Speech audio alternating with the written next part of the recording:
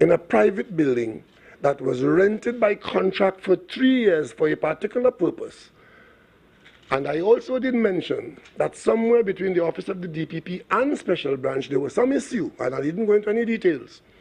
But the end result of that is that the building had not been used for over 3 years. And in terms of outfitting the building and paying the lease, taxpayers had paid $45 million. That was in the context of the problem of the destructive contention among state officials. What was going on?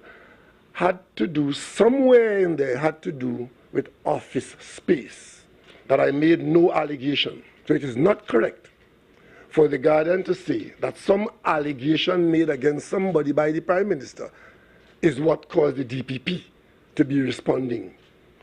Because the record will show that the DPP spoke on I-95 on the 8th of March.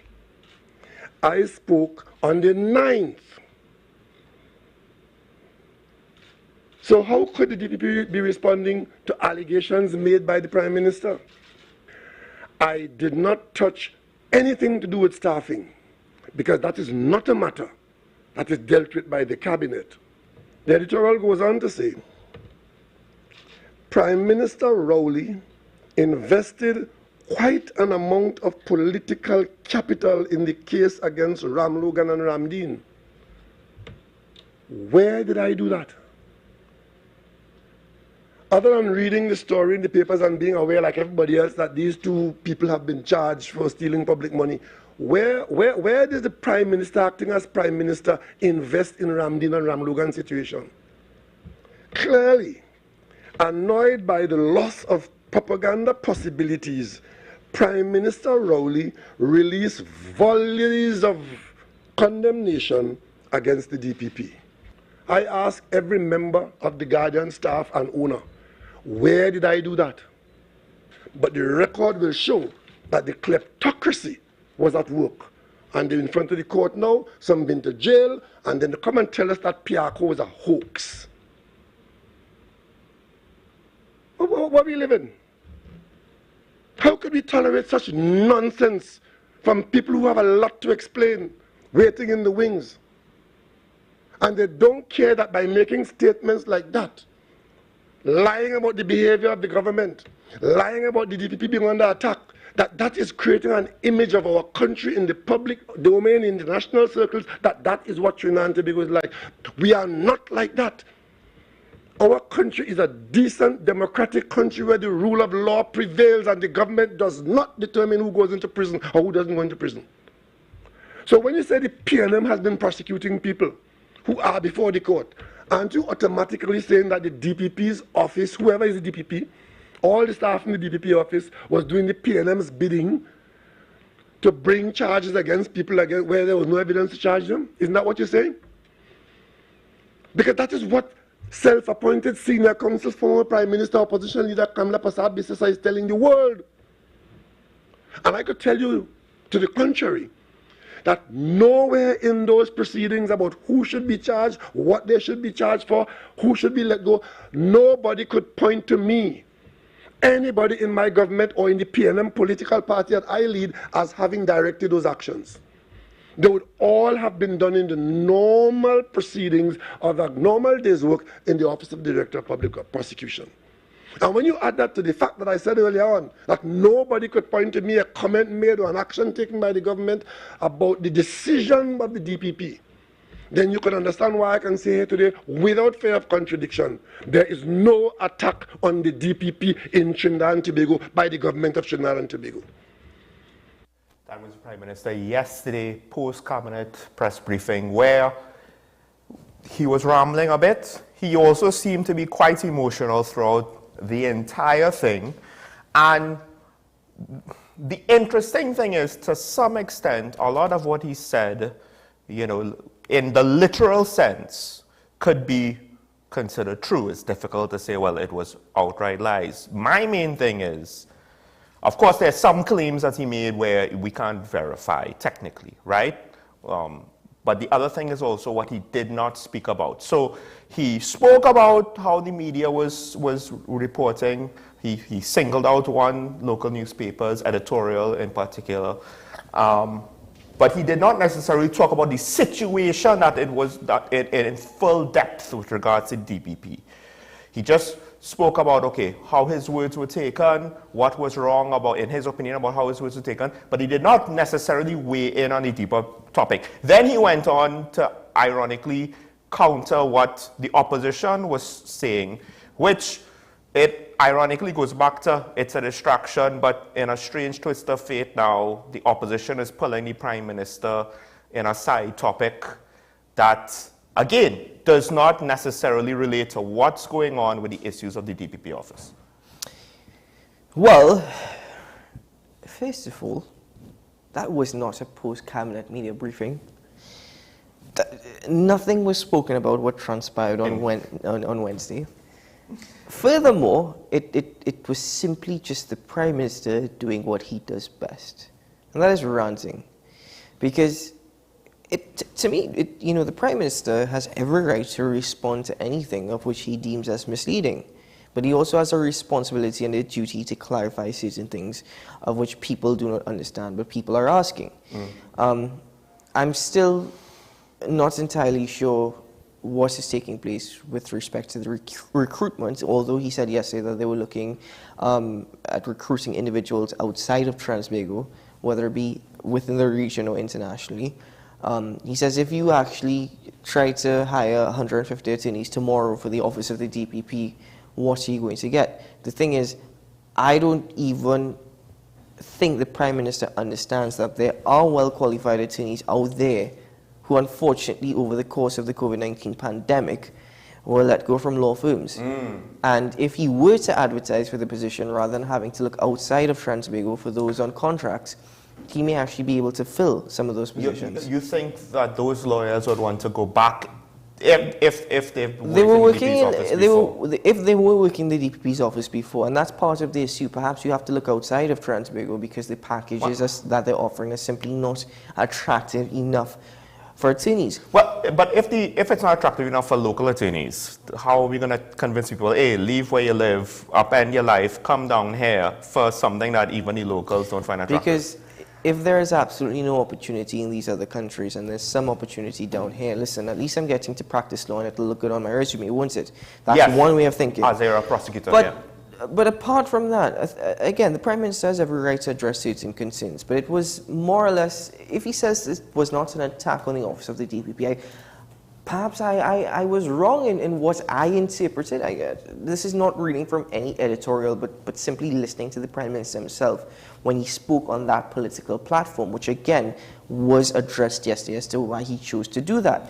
I also believe that the Prime Minister is constantly focusing on the mere fact that $45 million was spent, and he's stressing on taxpayers' money.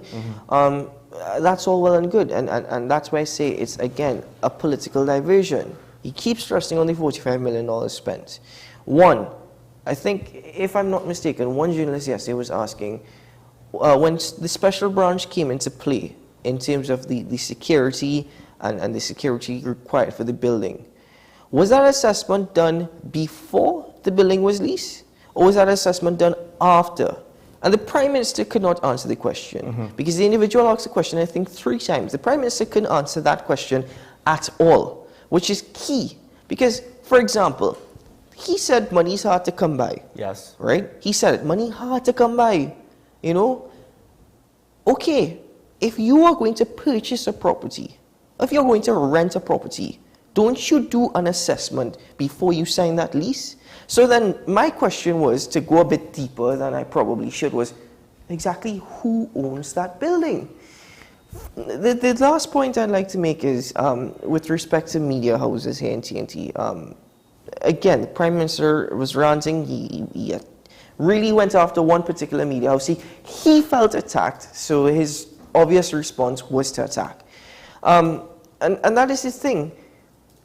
Media houses here in TNT, I have to admit, sometimes it's poor. I'm going to be fair to the Prime Minister. My criticisms remain as they were before. Sometimes here in Transvago, media houses and their reporting are absolutely poor. And it's all sensational at times simply because it sells.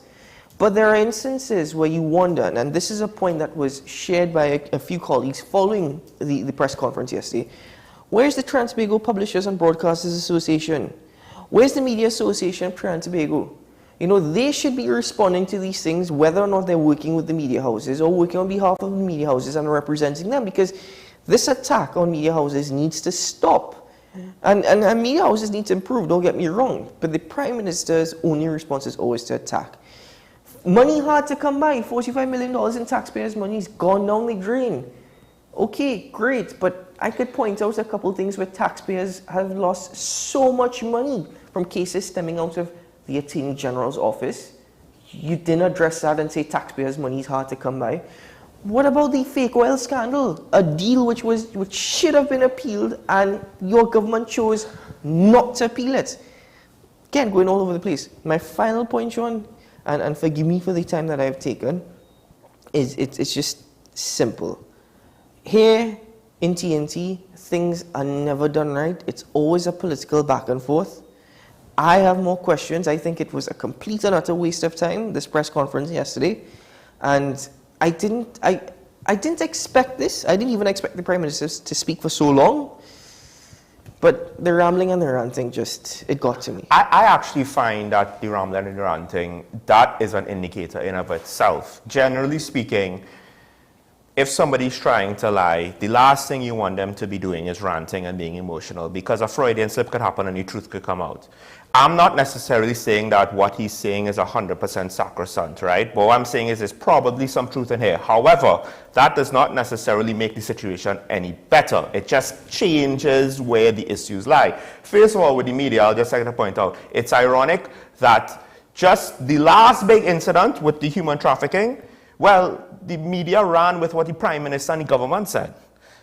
And more or less kind of threw the opposition on the bus. Now, that's not to say that the government lied. But my point is the media ran with one side of the story quite willingly. Now, that was the sensational side in that story. Now they're running with the sensational side of this story.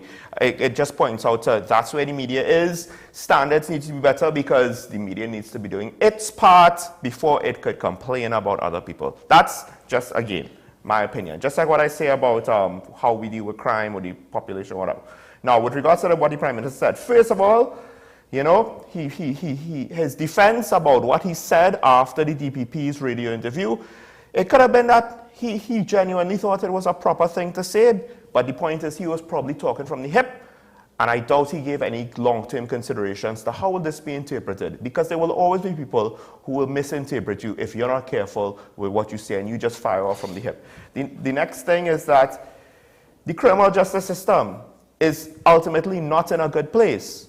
So it doesn't necessarily matter whose fault it is. You are the big cheese. You are the ultimate responsibility bearer. The buck stops with you. So to some extent, it goes back to our question that we asked. Why is this taking so long? Exactly what caused him to not go into the building for 3 years? Maybe more details as to how you've tried to negotiate with the DPP, that would be helpful. Maybe you didn't try. Like, we don't know. So we're just left with this empty space, and you are the ultimate guy at the top, the one, the heavy is the head that wears the proverbial crown. And I think it comes back down to the government has a perceived transparency issue, which then leads into a trust issue, which then causes people to be highly unwilling to give the government the benefit of the doubt and to believe what they say at face value. So ultimately speaking, the only people that could solve that is the government themselves by communicating better, right? But because as long as we have this, we're seeing bad results. You're telling us that things are fine. You're giving us your explanations as to why it's not your fault. But the results don't bear it out, because half the time the people who you're saying it's their fault or the people who oppose you, they don't have the power to do anything about it. Very quickly before we go to the break, I'd just like to point out the DPP obviously, and I think you just raised this as well, has questions to answer. more specifically, again, why since they failed to move in. But then at the same time, I'd also want to know if the Prime Minister is now raising this in the public domain, at what point did he realize? Well, exactly. And what was the communication between himself the and Prime the DPP? Minister, if he wants to properly defend himself in the situation, he should communicate some of that, but he isn't. Why? Two, you're not addressing other issues. You should have raised the thing with respect to what happened in Cabinet over local government reform. You could have also raised, which you have failed to address thus far, the US report on Trinidad and Tobago. And this is the thing, 8 years you're in office and you're still going back to the opposition when they were in office between 2010 and 2015. And though I will understand that there will still be some things that affect TNT, 8 years no, but gone by. I'll say this, I can't disagree with him what he said about the opposition. And for the most part on this issue, I've kind of just ignored what the opposition had to say. My thing is that, no, I would not ignore what the opposition has to say. I would listen to them, and if it's not worthwhile, okay, then, you know, well, I know that. I mean, PR propaganda. My issue for me is that 8 years have gone, yes. Focusing on the opposition a lot creates a distraction for you, or makes you as Prime Minister, again, it's just a PR campaign in that sense.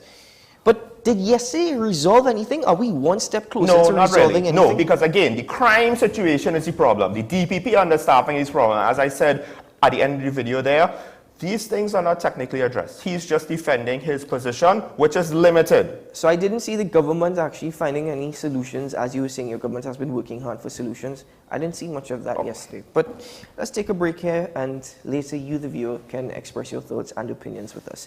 We'll be right back after this.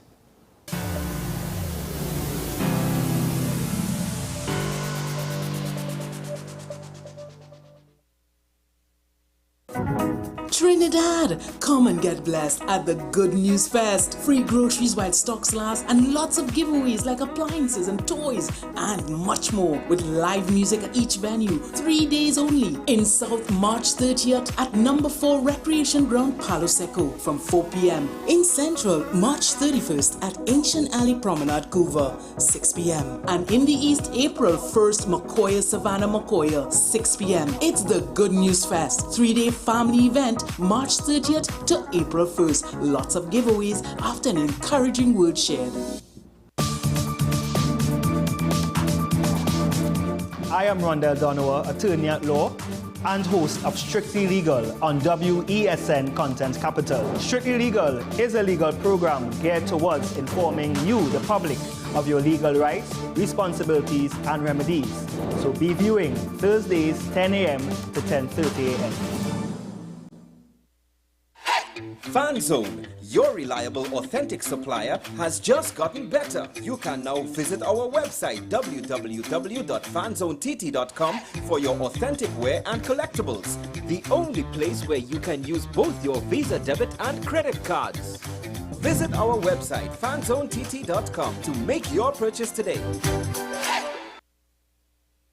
The best laptops and tablets are at dbesttoys.com. Get a Gateway 14.1-inch Ultra Slim notebook or an HP 14-inch laptop at the best prices in TNT. Get the Fire 7 tablet for $474.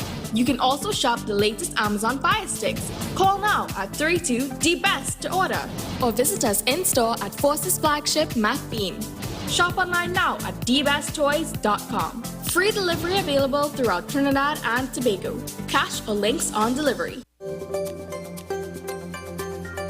Mental health can explain the behavior of bullies, but also the impact of those who are bullied. And you have those individuals who may have, some children have what you call conduct disorders. And a conduct disorder, some of them are like to light fires, kill pets, and all these things. Now, those children could go on into adulthood and be somebody with a personality disorder, is what we call a psychopath or antisocial personality disorder. Do they pick on or target a specific personality, their victim, or is it across the board? What's Up Doc, every Tuesday and Thursday on WESN Content Capital. Take some time for yourself or spend some time with the family at Sandy Point Village Hotel. Enjoy our various studio and suite apartments, self-contained with their own kitchenettes and Wi-Fi. We also have our famous 100-foot swimming pool and our beachfront restaurant, the Steak and Lobster Grill. And our location in Crown Point puts us near the center of activity from the nylon pool to the local nightlife. Call us and make your reservations at 639-8533, 389-2378 or email us at sandypointvillagehotel@gmail.com. Is it politics? What is it? Is it that nobody cares about sports? The kind of support that sport used to get in the past is no longer here. The thing is, taking a knee doesn't mean that that's the only thing you're doing now, Andy. Right. Taking a knee along with other stuff. Samantha, what are you looking forward to when you return home to Trinidad and Tobago after winning the title?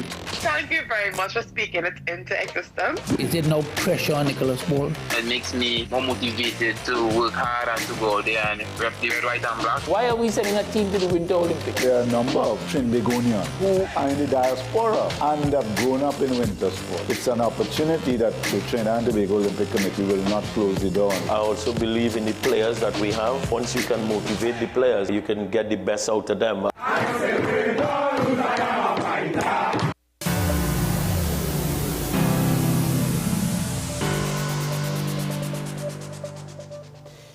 Welcome back to Talking Point here on WESN, and thank you for staying with us. Sean Michael Small and I, we're pleased to welcome this morning back to the studio. She decided to take a little break last week, but with very good reasoning, and we very much understand and support the cause. Ms. Janelle John Bates is with us. Good morning. Hi, good morning, guys. Pretty happy to be back. Pretty in pink, I see. Thank you, yes. It's a special day today. It is. Ladies and gentlemen, happy birthday to you, Ms. Janelle John Bates. Thank you so much. Thank you so much, guys. Well, it's really a pleasure having you with us as we add another youth to discussion to perhaps give us a different perspective, a different opinion, help us to analyze what's taking place here in TNT. And I think that we really need some analysis as to the U.S. State Department's human rights practices in TNT, their report. Not much has been addressed since it came to light on Monday.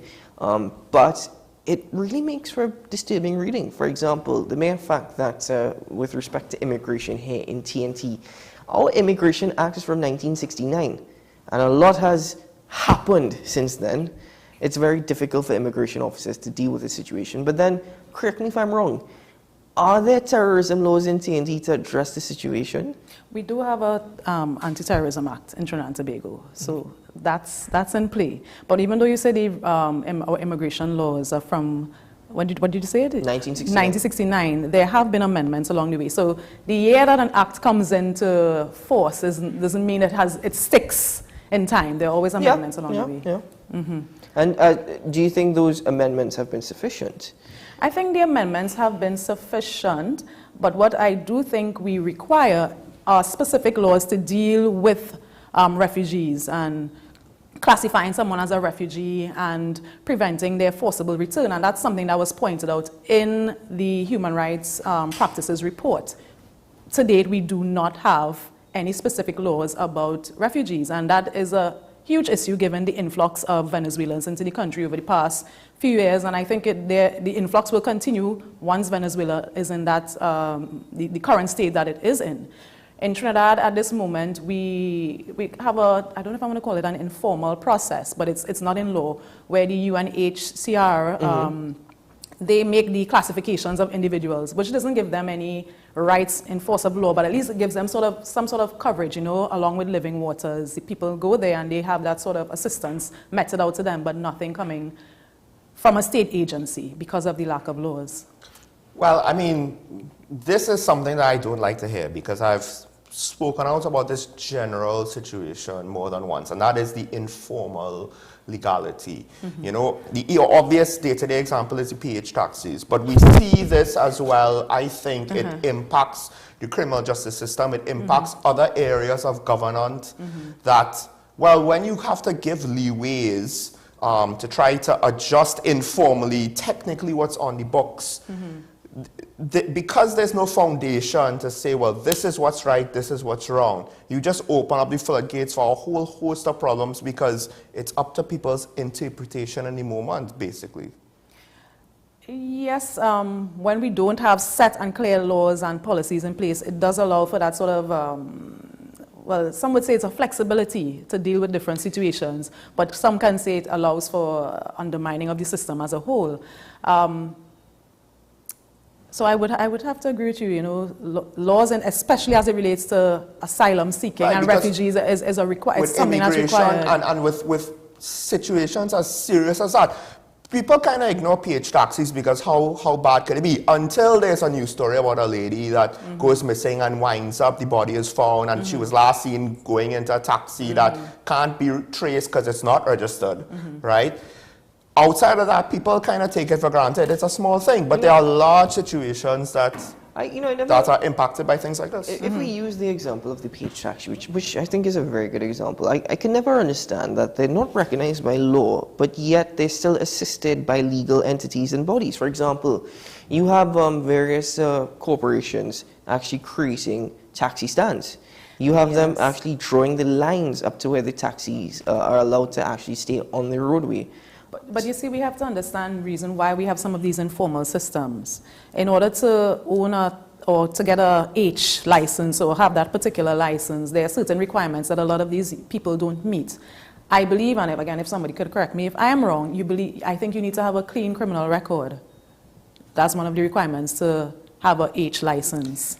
Now, and then, how many people are clamoring to get an H license? You're kind of making an argument against I would like, if I have a daughter that's traveling, I would like her to be driven in a car with someone with a clean criminal record. As I said, but if you have a pending matter, for example, as I said, if we have someone working in Transport Commission could call in and clarify. Does having a pending matter prevent you from getting a license? And if it does, you are still innocent until proven guilty. Right, so I guess but then you are prevented from engaging in, well, I can't say a legal form of work, but at least a form of work that should not harm anyone else if you are doing your job, which is just driving someone from here to there. Again, you just pointed out the fact, and I understand the argument that you're trying to make, because a lot of these informal economies is what props up it's a lot out of of necessity. People. No, I understand. Yes, with the transportation system, though, it's necessary for the capacity. Just said in that same, which is why we have to find a solution to it. If you just said in that same sentence, it's not legal. It is not legal, but they're not H. They're not H. But okay, in certain far-flung areas, there are no H taxis. There are none. But so how are individuals to get from the main hub to their home? I would argue then that the solution is not to just turn a blind eye to the situation, but rather, okay, why can't we get registered taxis? And can we change the regulations enough that it means something, and we don't just completely gut it, but we can get people to register? Because again, to what extent is it safe? Yes, I understand that the vast majority of people who use PH taxis get home safe, but who is willing to bear the responsibility on their own shoulders for those few instances where we have bad outcomes, and that's just saying it very lightly. I can't argue with you there. And also now, and the PH taxis is not an area. The law is not an area that I have looked into deeply, so I don't want to say, and the arguments for and against. Let's go back to immigration, because I am technically a dual citizen, which is a very kind of funny area to be. Right? No, because what happens is now, there was an informal way to treat the entry the re-entry of people with my same status, right? And the last time, it just so happened, I haven't traveled since, not because of this, but the last time I went abroad and came back in, I was treated differently because the person at customs, at the counter, he just, I don't even know why, but he basically just stamped saying, I'm not a resident, right? That's basically what it looked like. And so I had to, the irony of course is, and I've kind of said this story before, I had a run around for 2 weeks where I wanted to get my status corrected, was told, no, do something else. And after the 2 weeks, I ended up getting what I wanted in the end. The bureaucracy was brilliant, right? But my point is how it was treated for every other time I traveled. Yes. I was treated a certain way, and then this one time, this guy just decides to do something else.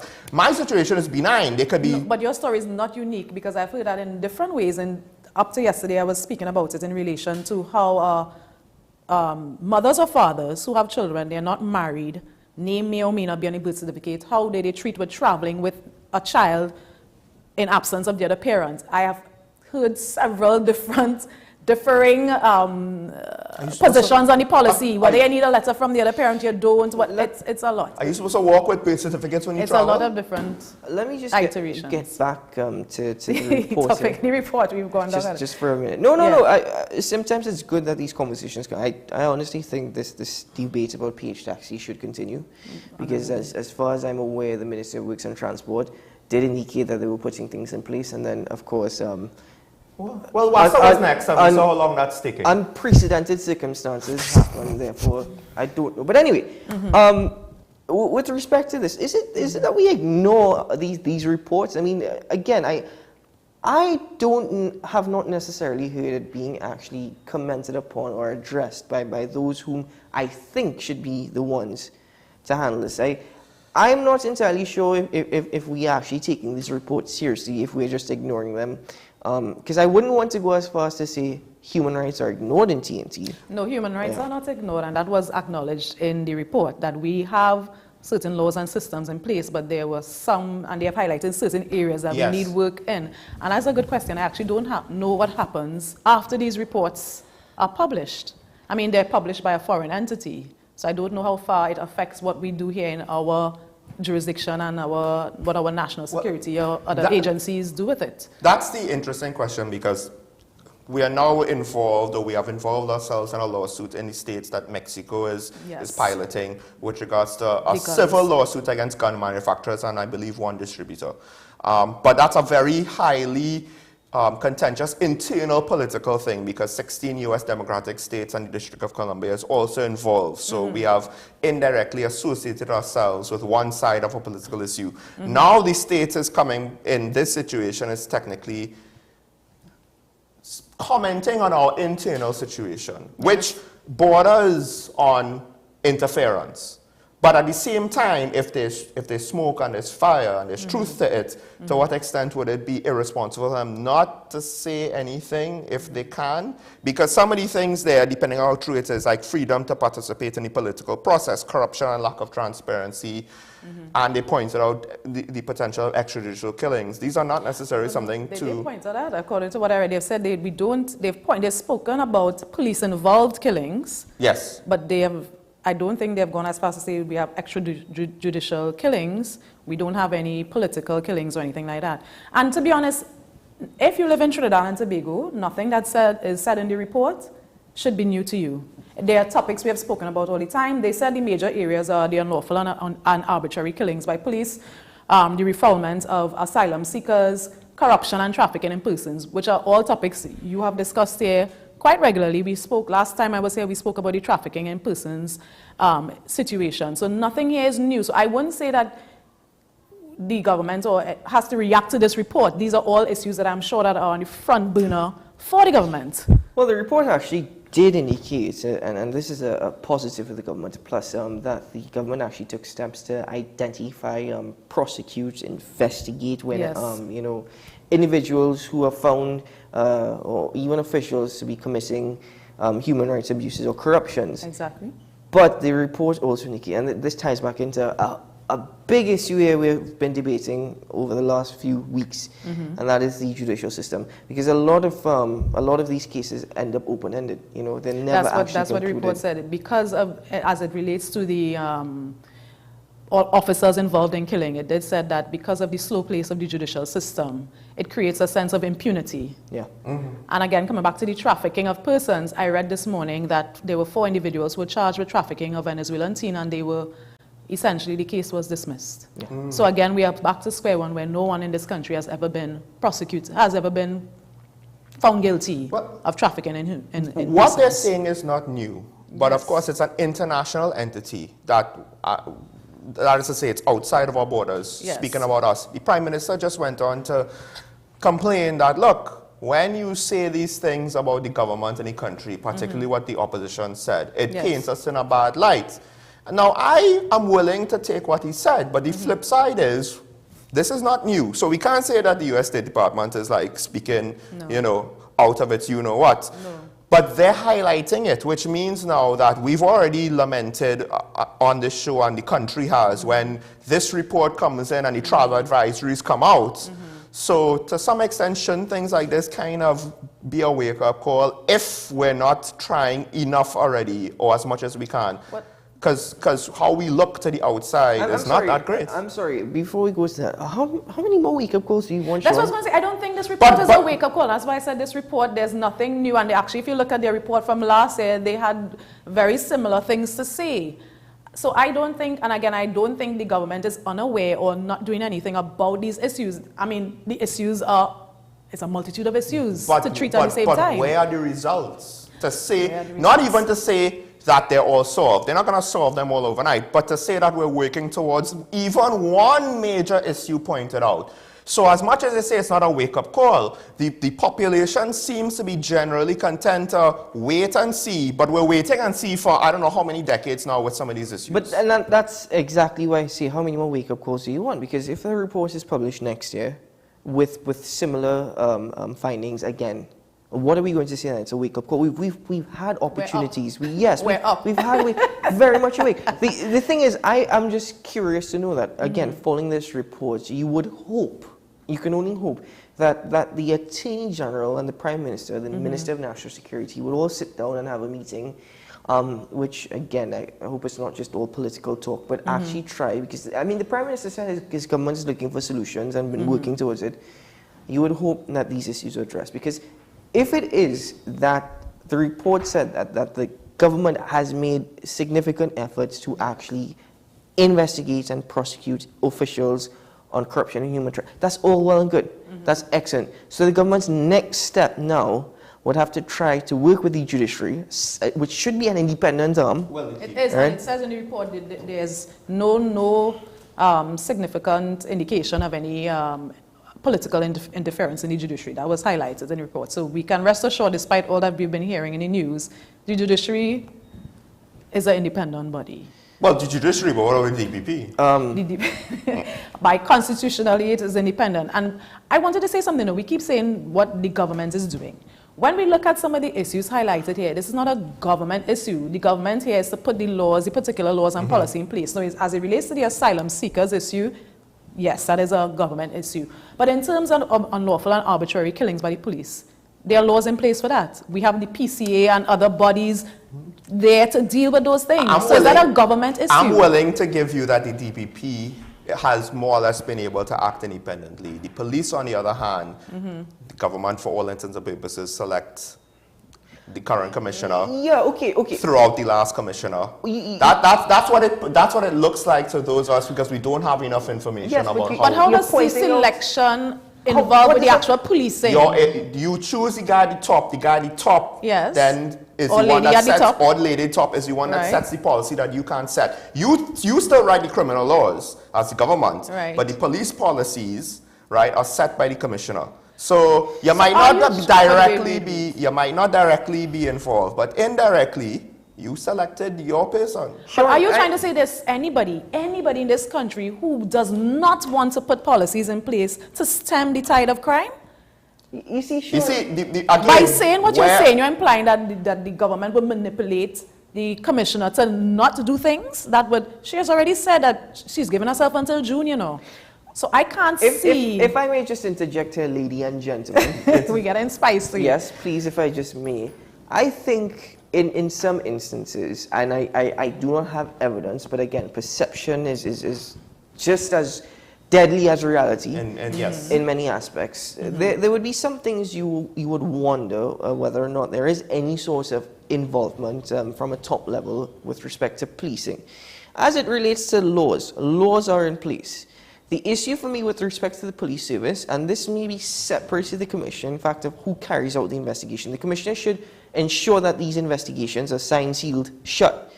But it's really the Trinidad and Tobago Police Service, and I have to agree with you, Janelle, in the sense that if there's a police killing, that has to be investigated and that has to be closed. Who investigates it? The PCA. Hold on, does the police commissioner investigate it, Sean?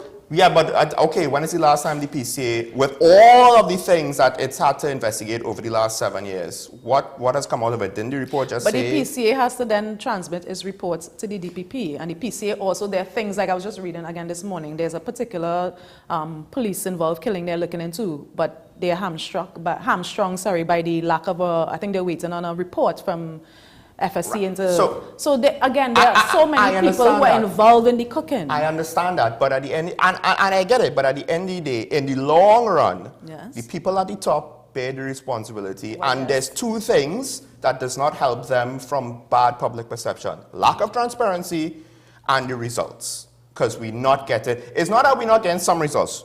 It's almost like if we get no results with regards to certain types of crime. We have a 13% detection rate for crime. So yes, the detection rate needs some work, but again, for me, that is about the effectiveness or the efficiency of the. Yeah, I'm so sorry. You're being very soft. It needs some work. Folks, okay. I as much as I mix any topic, I will make the call. We have to take a break. When we come back, we'll switch gears and continue our conversation with Mrs. Janelle John Bates. Stay tuned. This is Talking Point on WSN, your content capital.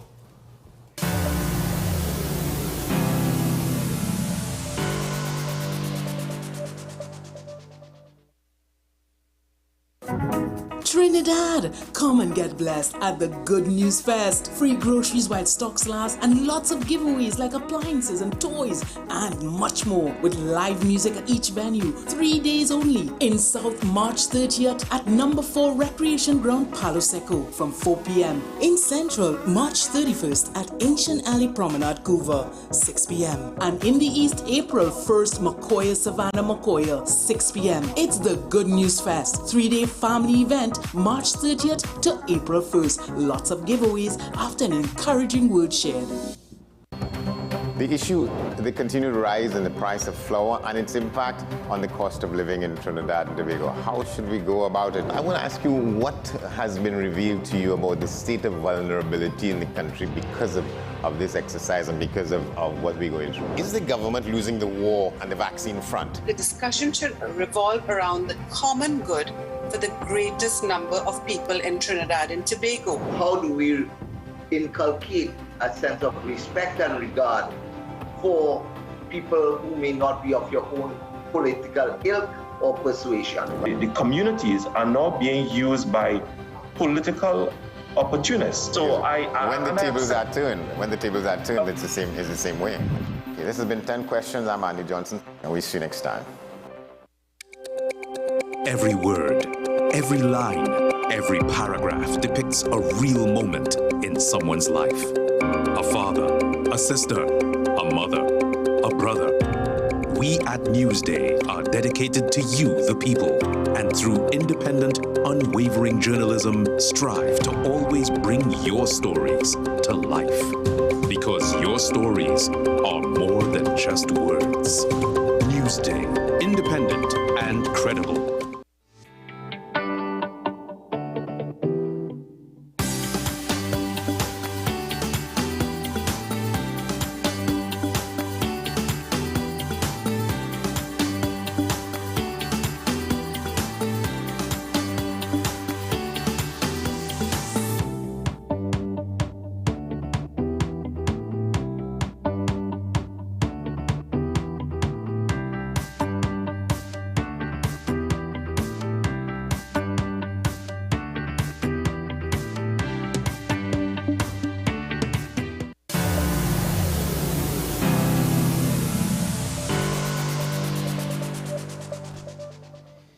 Welcome back to the show, and after all that talk, I wish we will continue on a later date. We have to get into another issue, and that is, it's an issue in one sense, and actually certain things are actually trying to be put in place to deal with it, already have been, and that's youth advocacy here in TNT. Now, if I may just reveal, Ms. Janelle John Bates has been doing quite a lot of that recently. She has been going around visiting youth here in TNT, and really using her experiences, and yes, her talents, to try and help and guide the young ones to a better future. Janelle, I know this is something that you're absolutely passionate about and something that you wanted to highlight. Yes, youth advocacy is something that I'm very passionate about. Currently, I am one of the Ministry of Youth Development and National Services 40 under 40, a youth influencer, youth development influencer. And part of that program involves a caravan where we go to different schools and speak to youth about resilience, perseverance, and focusing particularly on entrepreneurship, national service, communication, critical thinking, and positive thinking. So I'm really excited about that opportunity. Last year, it dawned on me that I wanted to speak to youth more. And the opportunity came, and I availed myself of the opportunity. So far, I've been to Mobile. I went there last week, Friday. That's why I wasn't here on the program. And before that, I went to Mokarapo West. So I think it's an awesome program that the Ministry of Youth Development and National Service has launched, and it's just one of the things that the ministry is doing in relation to youth development and advocacy. Well, I mean, so those are the areas that I assume you focus on, entrepreneurship and positive thinking, critical thinking. These are all very, I think, important things, especially since, well, let me leave my criticisms for other areas of the country aside. But do you find out when you go into these schools, what is the reception like? Because to me, I think part of it is just having somebody come to say, well, I care about you and I want you to succeed, and this is just the starting point, but sometimes you don't even have that. Do you see the difference with the kids that you interact with? Well, you see, it's to me, I look at it like farming. Someone has to till the soil, you have to put the seed, somebody has to water it, somebody reaps the crop.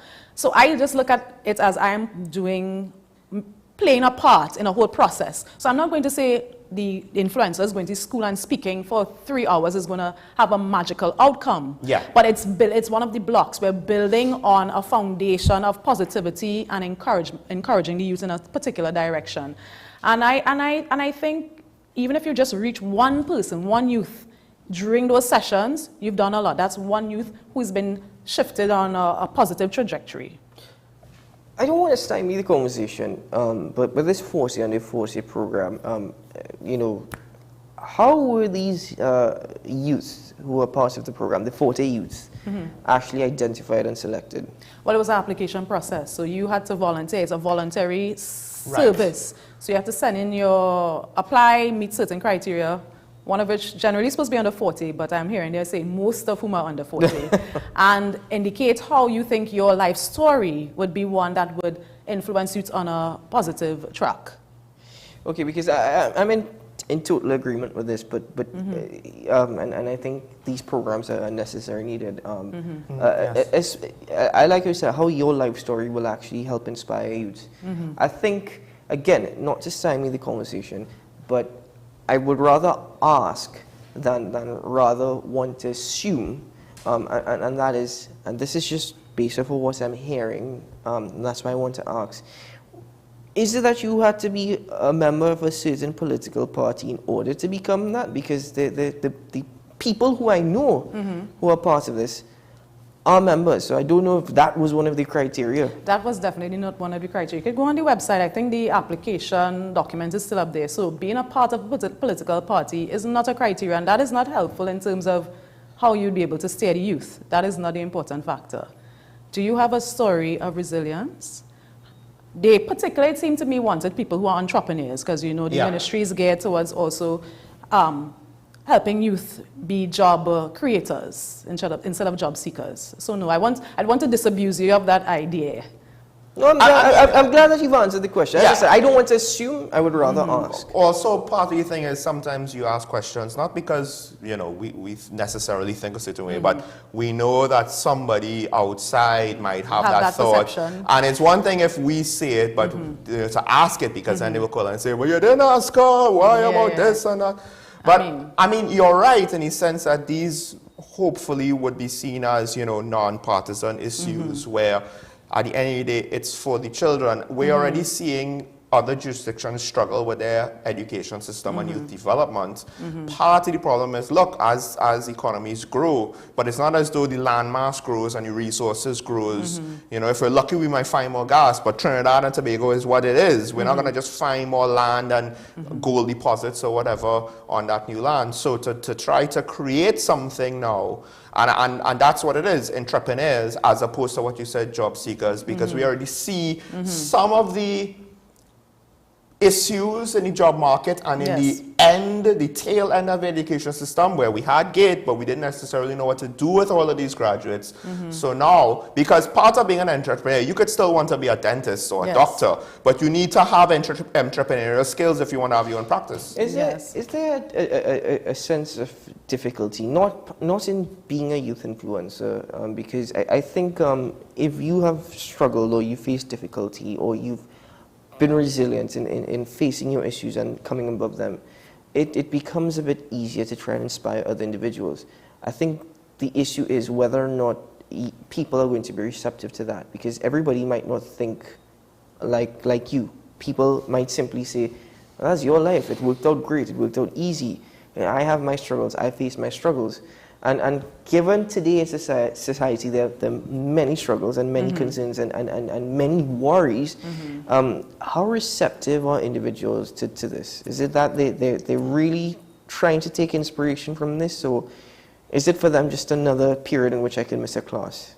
Well, as I often said as a prosecutor, I can't speak to what is in somebody else's mind. But what I can say is it's 40 influencers. 40 people from varied backgrounds who are in different careers, who are different paths in life. Both the traditional path, like myself, I went secondary school into open scholarship university, and there are others who took a different route. So I think something, one of us say, must reach some of these youths. We can't say everything we say is going to reach every youth, but I believe there will be something that will resonate with the youths in the program. And this comes back to what you said, you know, you're just part of the process. You're not the be-all and end-all. You're not there to save everybody. You're there to give your message. Whoever receives it, hopefully some might receive a lot, some might receive a little, but then when you add up all the little bits, it might help, you know, come to a whole to encourage a youth to do something more positively. Yes, I believe so. And the ministry has other programs. Currently, there's a registration on for a training series, right? So you can come and learn air conditioning, you can learn to drive backhoes, trucks. I think there's also a segment on automotive skills. Yeah, mechanical and that sort of thing. Yeah. And there's also Saturday, there's a youth caravan. The commencement of the youth caravan, I would say, in Brian Lara Promenade. I'll be there actually under an umbrella of another organization that I'm affiliated with, the Minds of Trinidad and Tobago, which is a mentorship program. So that's why I say I'm passionate about this. I am not just dependent on the 40 and the 40. That's just, as I said, that's just one block. There are many other organizations who are dedicated towards assisting youth in a variety of ways. Well, I'll tell you what, we support you here in Talking Points, and we're very pleased that you've actually raised this, and we're always welcome to you sharing your experiences with us, and thank you for providing the imagery. But for more information on the programs that are available and for the work being done by the ministry, you can visit mydns.gov.tt. That's mydns.gov.tt. The Ministry of Youth Development and National Service. So, the 40 under 40. We're not going to give away her age. We're just going to simply say, happy birthday. Have a great day. Thank you, guys. Thank you so much. It's been a pleasure seeing you once more and having you, and we look forward to next week. It's a pleasure, and next week, God willing. Certainly. Well, have a great day. Enjoy it. And, well, save a slice of cake for me. We'll see. You're bold. Don't worry about Sean. It's not your cake. That's okay. It's her cake. I'll trade. Tell her what to do with her cake on her birthday. We actually we did buy you a present, but and then we'll have to give it to you off air. And then tell her no problem. You're getting excited when you realize there's a snowman. I've taken that. People, obviously, Keaton is in charge of the prize budget on Talking Point. Anyway, we have to take a break. Let's do it for news, and we'll be back to open phone lines after this.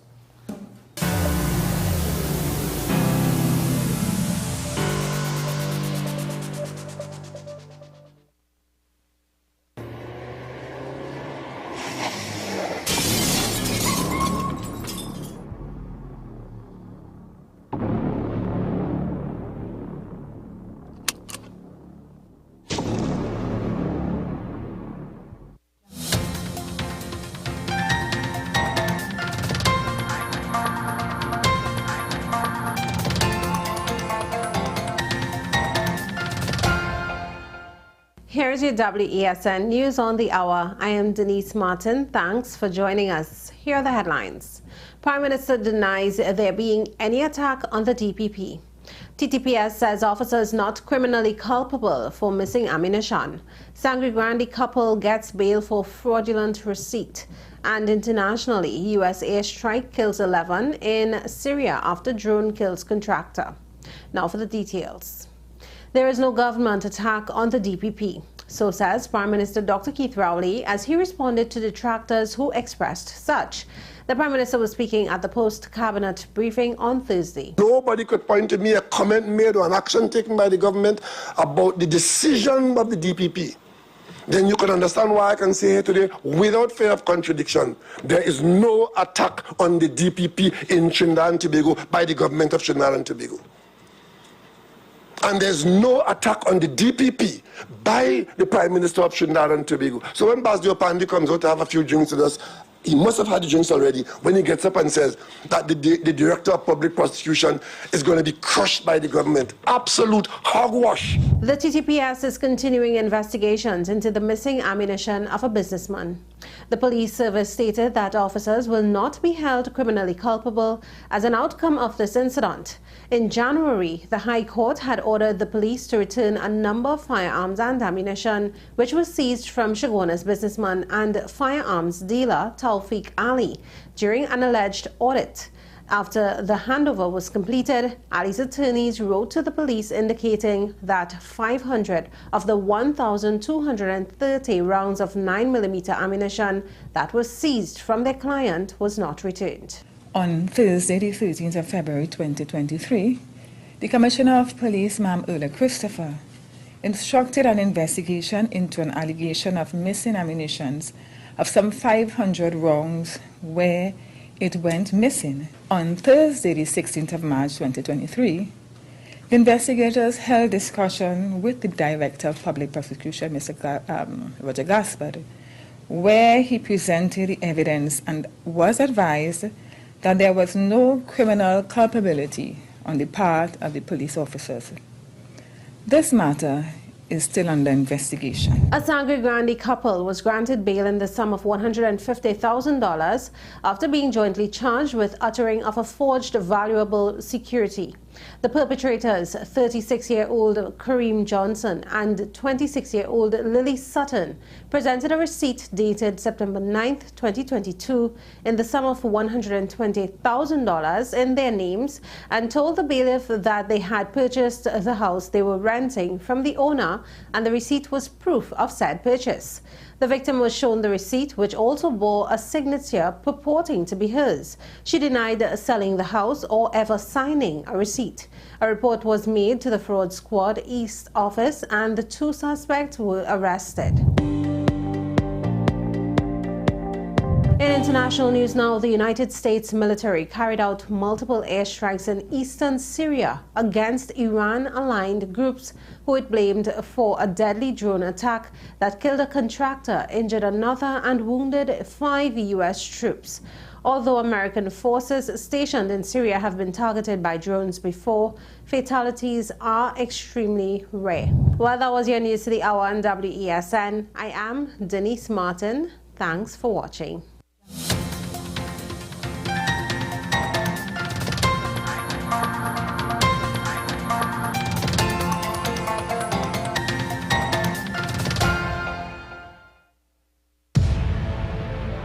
But if we died with Christ, we have faith that we will also live with him. We know that Christ has been raised from the dead, and he will never die again. Death no longer has power over him. He died to sin once and for all with his death, but he lives for God with his life. Join WESN as we explore the death and resurrection of Christ with He is Risen, a perspective from bearing leaders within the Christian faith. He is Risen, starting March 27th, only on WESN, the content capital.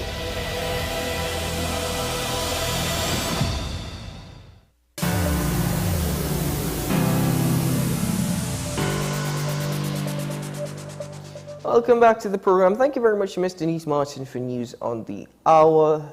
And thank you very much to Ms. John Bates for joining us once more on the program. Well, Sean, I think it's about that time that we open up the phone lines. Yes, yes. Want to hear from you, the viewer, on whatever you want to say. It doesn't necessarily have to be what we spoke about today, but of course, you know, if you want to, I don't know, maybe give a differing opinion, or if you agree with us about what we said today, that's fine. Disagree with us all you want, just as long as it's respectful both to us as well as your fellow callers. Listen, just don't call in at the last minute. That too. And kindly turn on the volume on your television. We have a call on the line with us from Pishy Valley. Good morning. Good morning, Sean and Keaton. Good morning. This morning, when you all talk about the Prime Minister just yesterday in his press conference was just rumbling. I do not see it as that. The Prime Minister have a right to defend himself too. In the public domain, and even on your station, with Karen said it, there's the public domain, there's a plot by the Prime Minister to get the DPP out of office. The Prime Minister is saying he cannot Oh no. Hello. All right, call back in. I'm sorry that we lost that call, but call back in. There is time, and very quickly, we don't disagree that the Prime Minister has every right to defend himself. Yeah. I would disagree, however, that in my opinion, I think he was rambling a bit. He just went too far and too much. And after this caller, I'll explain why I don't necessarily have a problem with the rambling. But we have a caller on the line from San Fernando. Good morning, caller. Gentlemen, morning. Good morning. I just want to say, look at the term gaslighting, and the Prime Minister is gaslighting the DPP office and the population on this matter, firstly. You all spoke about something yesterday with respect to the government of Trinidad and Tobago fixing itself to this lawsuit in the with Mexico. Yeah. It just says to me that we cannot deal with the crime in our country. Our law enforcement agencies cannot get together and deal with the situation. So now we're going after external forces, which is a laugh in my mind, because if you can't control your borders, but you want to go after somebody who making a product in another country, and just as you said, Sean, yesterday, it begs the question: can they come after us now for the drugs that are passing through Trinidad and Tobago to go to the U.S.?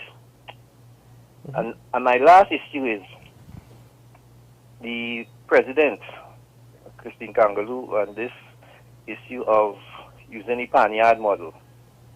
I looked at an interview with Beverly Ramsey Moore on this Panyard model, and the Panyard model is not anything formal, but I would hope that it sounds like a good idea. It needs to be. It's something that needs to be worked on, and I would hope that the president would invite citizens to send in their suggestions to her, and speak to these band leaders and panyas, and go out there and see how we can formalize this. And I would encourage citizens to write into the president and give their suggestions on this issue, because she is on to something good there. Thank you all, gentlemen. Have a good day, caller. I think I do find it interesting. To me, the Panyard model just speaks to extracurricular activities. Now, the model could be how then you structure whatever the activity is. I don't necessarily think it has to be limited to PAN, but the basics of it is not necessarily new, and I think to some extent is proven. And because of that, I'm even more confident in the proposal. And if we could use something local like Panyards to kind of kickstart or to show us the way, because they might have a structure that might work particularly well. I always have a full sense of hope. Quite frankly, I'll just wait to see what happens. That's always been my take, because I mean, it's been less than a week that she's been in the office of the presidency, but I would just wait to see what happens, because the inaugural speech of Paula Meeks was all well and good. 5 years of bland. You know, so let's hope this 5 years... After 5 years of bland. Let's just hope it's something a bit different. Anyway, we have a caller on the line with us from El Socorro. Good morning, caller. Yes, morning. Morning. I would like to stray a little bit from what was being discussed politically and otherwise. Now, I went into WASA, I didn't went in, I called into WASA day before yesterday with respect to a health situation, I'll call it, that impact on the public and impact on the sewer system of this country, particularly in Port of Spain and parts of Goodwood Park and the lower area of Goodwood Park. When rain falls, this is a problem that affects the sewer system only when rain falls, or mainly when rain falls. When rain falls, one of the things I observe, right, as a retired plumber, I observed something and I was investigating it to see what causing it. Now, you know, in front of City Gate, there's flood constantly. So I'll deal with that area for now. Now, when rain falls, you will observe these sewer covers, mainly in Port of Spain, bubbling. Right? Bubbling. You know what caused that? Too many storm water from properties are being directed into the sewer system, particularly along Charlotte Street, where the sewer main is small, right? It is smaller than most of the sewer mains around. And people walk in this water, and what they are walking in is, I don't want to use the language, I'll use excreta or whatever they call it, right? They're walking in that water, and a lot of members of the public don't know the kind of water they're walking in. I'll call into WASA and I'll tell them about the problem, and I ask them if they can investigate it by going from property to property and make these buildings disconnect the stormwater from the sewer system, because the sewer system cannot take that. And I want to believe, too, that valves are being locked off down in the treatment plant to avoid this sort of flooded water coming into the sewer system, which will cause a problem for the sewer system down there, the treatment plant. And when I called, I was kind of annoyed because there was a lady on the line, and she asked me one set of questions that does not make sense at all, right? And she wanted to know where I live in, and where's my phone number, and where's my name, and all this kind of thing.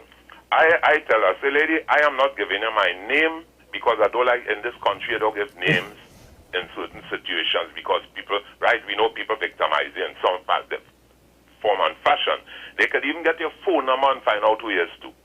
Okay? Who is the person who make a call like that? I am saying the sewer system is overworked by taking up too much stormwater from buildings. You're not attached by law. You're not allowed. No plumber, nobody's allowed to throw their stormwater into the sewer system. WASA have inspectors who go around and inspect a job when it is completed to make sure everything's properly vented and how many taps you have and whatnot, and to make sure you get correct information. If a WASA inspector go and see a stormwater line hook up to the sewer system, he don't pass that job because it is illegal. All right. All that water that come down the street that people walking in around City Gate, that is SHIT water. People are walking in, so I want to inform the public what is going on and what kind of water they will be walking in. Well, WASA seem not to want to do anything about it, so I tell them I'm going to bring it public. Thanks a lot. Thank you very much, Paul. I mean, you know, if WASA wants to dispute that, preferably with evidence, you know, we welcome it, but I think it calls for an explanation. I'm glad that he raised the point that WASA is supposed to have inspectors, that when jobs are complete, are supposed to inspect it. By law, you're not supposed to divert that.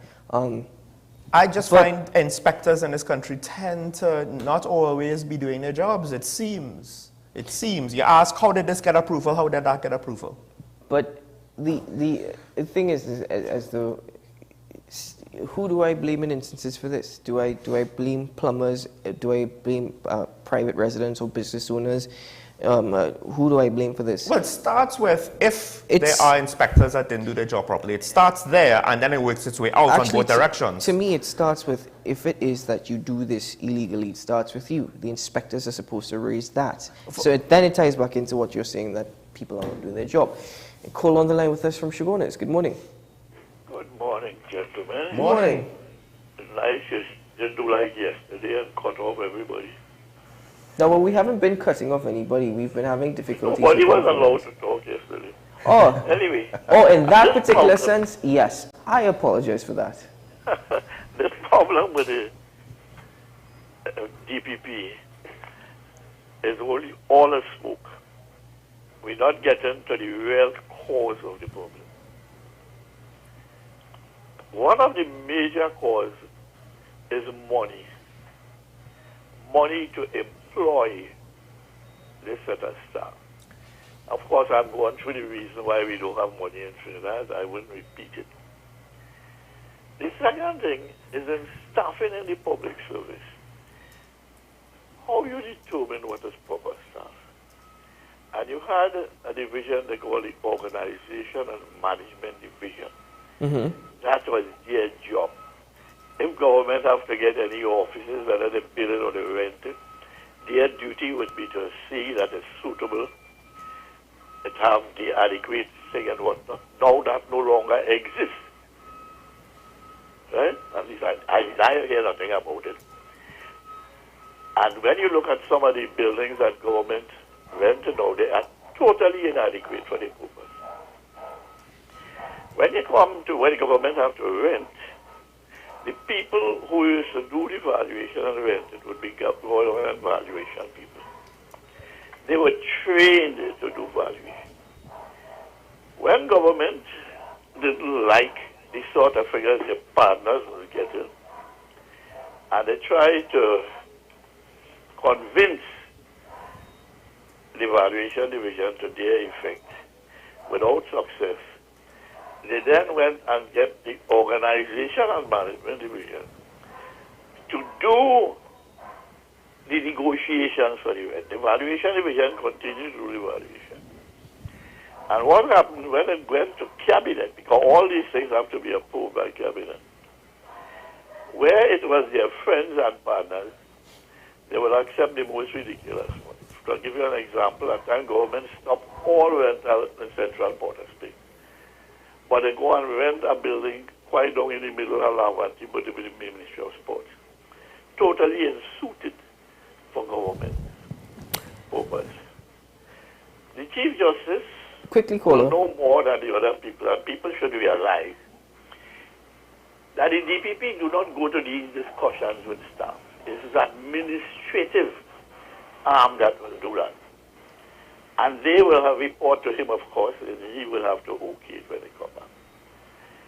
If the Chief Justice saw that the DPP was making all this other noise about staff, these statements that he has making but recently, what he should have done is a simple thing: get his administrative people to call the DPP administrative people and say, look, we're waiting on this, that from you. Any questions, gentlemen? No, Professor. I think it just seems as though some simple fixes or simple solutions will make it the most difficult. Simple solution, those things exist. Yeah.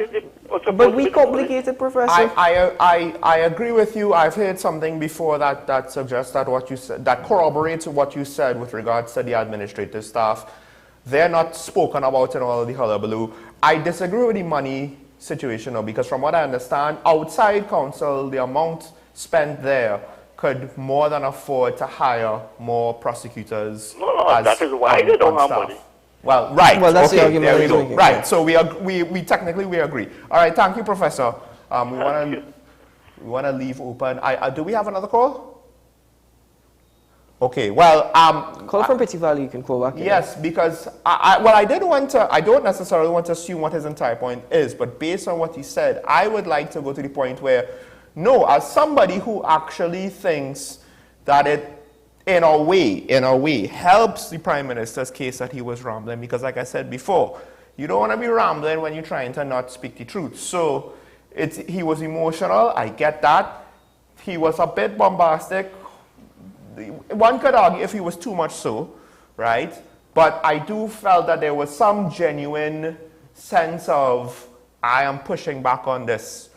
The problem is, while I believe that his words were genuine, he did not actually address the underlying issue, that is to say, what's going on in the DPP's office. All he was doing was saying, well, I didn't talk about that, I didn't talk about that. That's cool, but he kept his wits with regards to what he did not say. So that still leaves us with a lot of questions, especially about transparency of this whole situation. So it's difficult now.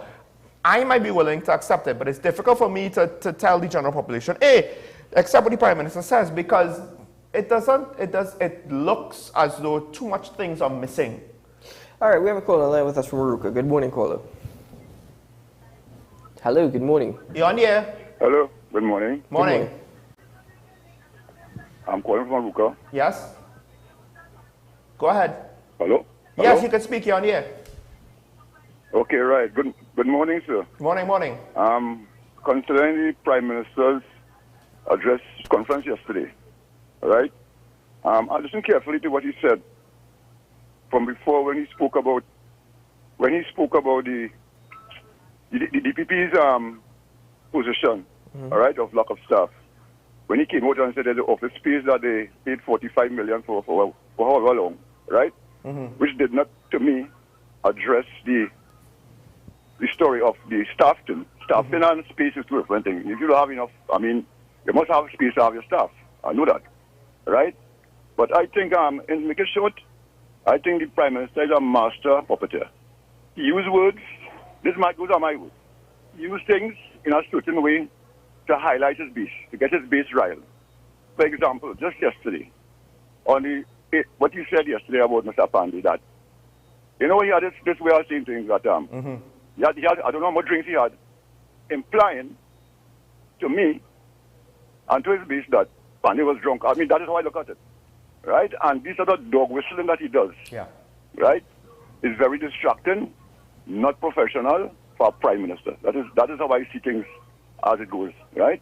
And I think, truth being told, they are against the DPP for those cases that drop against Ram Logan and Ramdean. That's my views about the whole thing. Because when he dropped the case against Franklin Khan and Eric Williams some years ago, they didn't have this hullabaloo about anything, right? And suddenly, this thing comes up, and there's a whole lot of nonsense. Because another thing too, I want to know if the AG speaks on behalf of the government.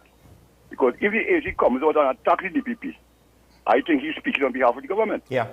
I think he's speaking on behalf of the government. And one more thing, I want Mr. Rawi to give me the definition of a criminal. Because I think a criminal is somebody who just breaks the law. You break the law, you're a criminal. And if we have an AG who break the law, by swearing affidavit and lying, you break the law, you're a criminal. So we are criminal in real high places. Thank you very much. Have a good day. Think about these things. Have a good day, caller. Have a good day. All right, we have time for just about one more call. Has to be quick, so you need to call in right away. But thank you very much, caller from Aruka. Very interesting points that you raised there. The definition of a criminal, for example. There is the legal definition, of course. Won't get too much into that, but tying back into what this gentleman would have stated, I think it was insulting, you know, what he said. Yes, that is true. Yes. With respect to the former Prime Minister, Bastio Pandey. I did hear that, but I did forget about it. That was my mistake. You know, putting that aside for the moment, you know, even after referring to him as your good friend and whatnot, it's nonsensical. Yeah, it doesn't help. You see, and that's my point. When we go on about ranting and rambling, and you said to sit in the Senate, it could help his argument. Well, how I look at it is that it actually could affect your argument where you going on and on about this.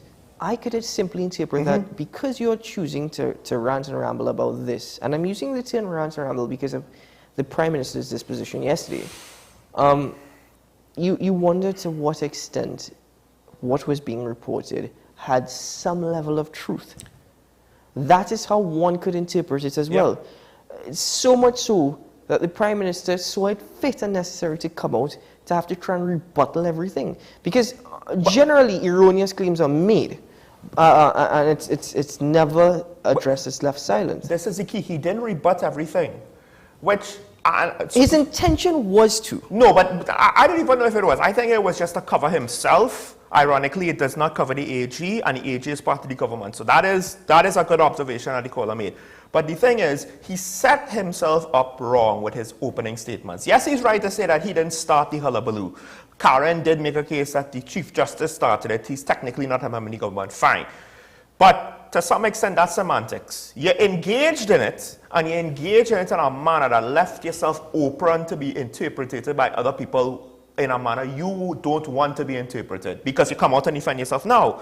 And this is, you're right. The flip side to the ranting is, while it could reveal genuine emotion, the flip side is you could go out of control, you could say things off the cuffs, and just like how you started the thing where you set yourself up to be interpreted, whether rightfully or wrongfully, in a manner you don't want to be, you've continued that. That's basically what he did. To some extent, it doesn't matter how truthful he is. It's difficult for the public to perceive it that way, with how he's communicating. At the end of it all, we're not going to know exactly what the truth is. And this is why public perception sometimes is just as deadly as reality. And just like how where the results, the results of the criminal justice system, it kind of, well, we're not actually dealing with the situation, we're not seeing the results from it. I get it. It's not as though he could directly make changes in the short term, right? But we're not seeing the leadership. With regards to the transparency issue, we're not seeing the government really try to address it. And that's another thing. Why? And it's difficult for us to give them the benefit out there as well, because ironically, the lack of transparency makes it hard to understand truthfully what it is and they're doing and why they're doing it. Well, as I conclude, we only have about a minute and a half left. I'd simply point out two separate statements made in the same speech yesterday by the Prime Minister. And that is, his government, since they've come into office, they've been working on solutions. They've been working to find solutions. They've been working to implement solutions. Him and his cabinet. He then goes on to say Trinidad have plenty problems. It seems as though the solutions you all are looking for aren't helping the situation at all. I mean, we don't even need all the solutions. We don't even have the solutions. One solution. I don't know what the solutions are, and I'm not experiencing the solutions. So if your cabinet has been working on solutions, then, well, if you want one solution to the crime situation, Fitzgerald Hines shouldn't be Minister of National Security. Anyway, let me not get. You just had to just find some way. Let me just not get to just throw in that zinger. Too deep into it. Sean Michael Small, very interesting week, and I hope you enjoy the weekend. I hope your internet signal is strong this weekend. I hope so too. Well, I mean, oh gosh, boy, because thank God we don't have TSTT, but still. You don't have TSTT, but you have Amplia. Yeah, it's like TSTT plus, which I don't know if that's better. So is that TSTT has become the red-headed stepchild? Maybe. I mean, look, they don't even have a physical location to go into if you can't deal with their customer service reps, who I believe are similar to the WASA reps that the caller calling in with the Port of Spain sewage problem. I think they're similar. They don't want to actually hear what you have to say. Too many of them. See? That's why your calls are being cut off, because of conversations like this. Anyway, ladies and gentlemen. That's you telling me this? I want to have service this weekend. Oh, anyway, okay. Listen, that's Sean Michael Small. I'm Keaton Shaw. This has been Talking Point. Thank you to all our callers, and thank you to Mr. General John Bates. Have a great weekend. Remember, today is a good day to have a good day, and should things go well, and we certainly hope that they do, we'll see you again on Monday morning. Bye-bye.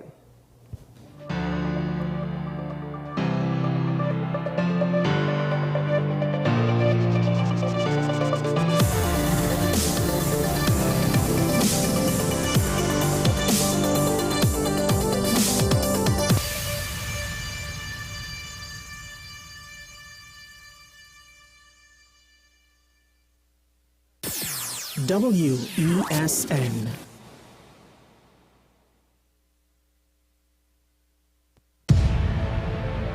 But if we died with Christ, we have faith that we will also live with him. We know that Christ has been raised from the dead, and he will never die again. Death no longer has power over him. He died to sin once and for all.